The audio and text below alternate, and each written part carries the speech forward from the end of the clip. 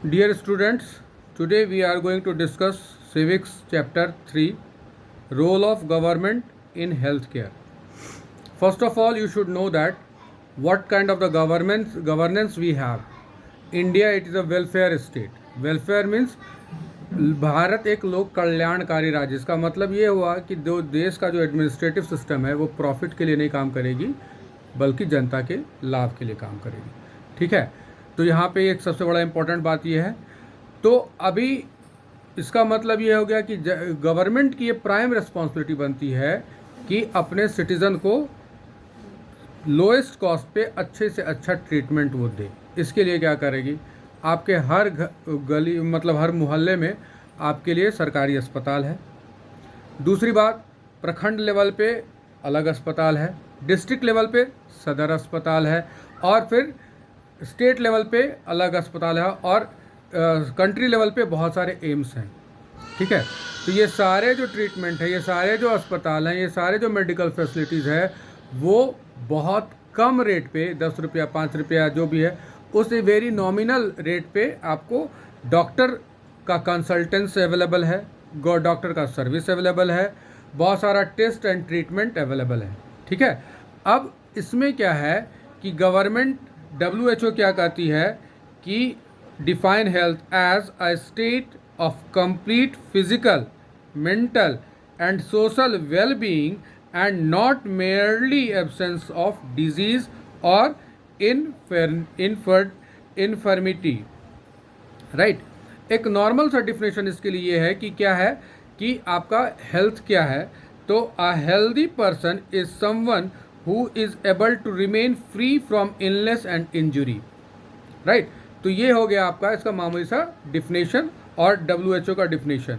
तो इसमें क्या है कि कौन कौन से फैक्टर डिपेंड करते हैं किसी के भी हेल्थ के लिए। तो सबसे पहला करता है कि हेल्थ एंड हाइजीन यानी कि क्लीननेस, जिसके लिए अभी आप देखेंगे हर घर नल, सही जल। तो ये सारा जल, वाटर सबसे पहले इम्पॉर्टेंट है।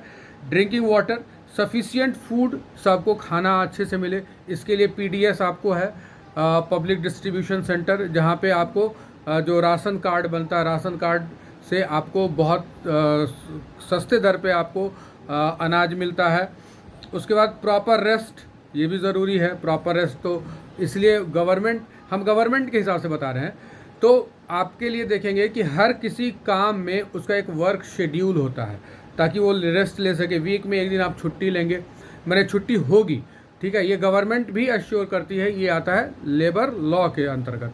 ठीक है, एंड सैनिटेशन, तो जो आप देखेंगे अभी सरकारी अस्पताल की तरफ से या नगर पालिका की तरफ से जो साफ़ सफाई है, अभी आप देखेंगे गाड़ी वाला आया, घर से कचरा निकाल, ये आता है। मच्छर मारने के लिए उन लोगों के गैस जो मतलब गैस की फैसिलिटी वो दी जाती है। पूरा आप देखेंगे रोड पे भी हमेशा आपका साफ़ सफाई होते रहता है हर जगह। तो ये सैनिटेशन सब जगह है, surrounding area and pollution free environment ये है। ठीक है, तो इस तरह से ये इसका सबसे बड़ा इम्पॉर्टेंट है। उसका distribution of resources, distribution of resources में आता है कि गवर्नमेंट सबको according to area, according to population, हर एरिया में अलग अलग सरकारी अस्पताल अवेलेबल कराएगी। अगर जहाँ सरकारी अस्पताल नहीं है, मान लीजिए कि अगर आपको सरकारी अस्पताल में इलाज कराने में सक्षम नहीं है तो आप प्राइवेट नर्सिंग होम में जाइए। उसके लिए बहुत सारे प्राइवेट नर्सिंग होम में वो कॉन्सेशन भी देता है। ठीक है, कुछ कार्ड है। ठीक है, अभी बहुत सारा कार्ड है, आयुष्मान कार्ड या बहुत सारे कार्ड हैं। तो इस कार्ड से आप 5 लाख तक का इलाज भी आप करवा सकते हैं। ये सारा जो फाइनेंशियल सपोर्ट है वो इसलिए है कि इंडिया इज़ वेलफेयर स्टेट, क्योंकि भारत एक लोक कल्याणकारी राज्य है और जनता की स्वास्थ्य की जिम्मेदारी सरकार की है। ठीक है, तो ये आपका है। अब लेकिन यहाँ पे बहुत सारा चीज़ गड़बड़ भी है। यहाँ पे क्या क्या है, कभी कभी lack of adequate medical facilities, कभी कभी सरकारी अस्पताल में कुछ दिक्कत है। Too much distance from the facilities, अगर मान लीजिए कहीं अस्पताल है वहाँ से जाने के लिए, अब यहाँ पे मेडिकल फैसिलिटीज़ अवेलेबल नहीं है तो उसके लिए सरकार प्रोवाइड करती है। डिस्टेंस है तो सरकार आपको एम्बुलेंस का भी फैसिलिटी है, और transport system, absence of competent medical professionals, तो ये सारा चीज़ सरकार में है प्रॉब्लम। तो इस सब को दूर करने के लिए सरकार आपको आयुष्मान कार्ड देती है, बहुत सारा कार्ड है, और बहुत सारे प्राइवेट हॉस्पिटल्स में भी ये काम है। दूसरा एनजीओ, जैसे सरकार नहीं जा सकती है तो एनजीओ मतलब होता है नॉन गवर्नमेंटल ऑर्गेनाइजेशन, जो बाद में सरकार उसको फंड देती है। ठीक है, वो बिल देते हैं कि हमने इस प्रूफ देते हैं कि मैंने इस काम में इतना लगाया, ये मेरा है, तो सरकार उसको वो भी देती है। ठीक है, उसके बाद टाइप ऑफ फाइनेंशिंग हो गया क्लियर। अब दूसरा है टाइप ऑफ हेल्थ केयर। तो पब्लिक हेल्थ केयर और private health care. Public health care जो गवर्नमेंट का आप देख ही रहे हैं, और प्राइवेट हेल्थ केयर वो भी है जो प्राइवेट नर्सिंग होम है, जहाँ पे आप अपने से इलाज करवा सकते हैं, वो सारा चीज़ है। ठीक है, तो प्राइवेट नर्सिंग होम में चूँकि चार्जेस बहुत ज़्यादा रहता है, जैसा मैंने बताया कि आप वहाँ पे जा कर के गवर्नमेंट उसको एक्चुअली उस हॉस्पिटल को गवर्नमेंट बहुत सारा रिबेट टैक्स में देती है और बहुत सारा चीज़ में रिलैक्सेशन देती है, जिसके कारण वो आपका करता है।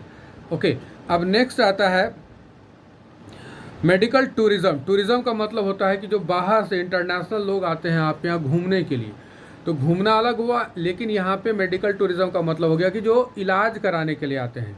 जैसे अभी आपने एक मूवी आई थी बजरंगी भाईजान, उसमें एक सीन है, एक लड़की है, छोटी सी बच्ची है, वो गुम हो जाती है। तो वो यहाँ क्यों आ रही होती है?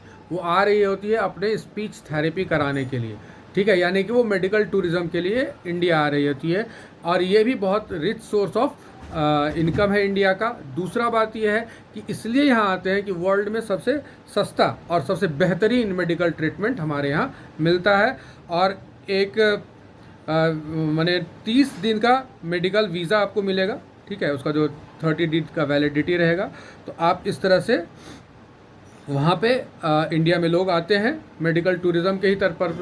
सीन साइट नेचर वो रिलीजियस पर्पस अलग है, लेकिन यहाँ पे मेडिकल टूरिज़्म भी है। ओके, ठीक है। और if you have any doubt, any questions regarding this, you can send me your question in comment box. Thank you.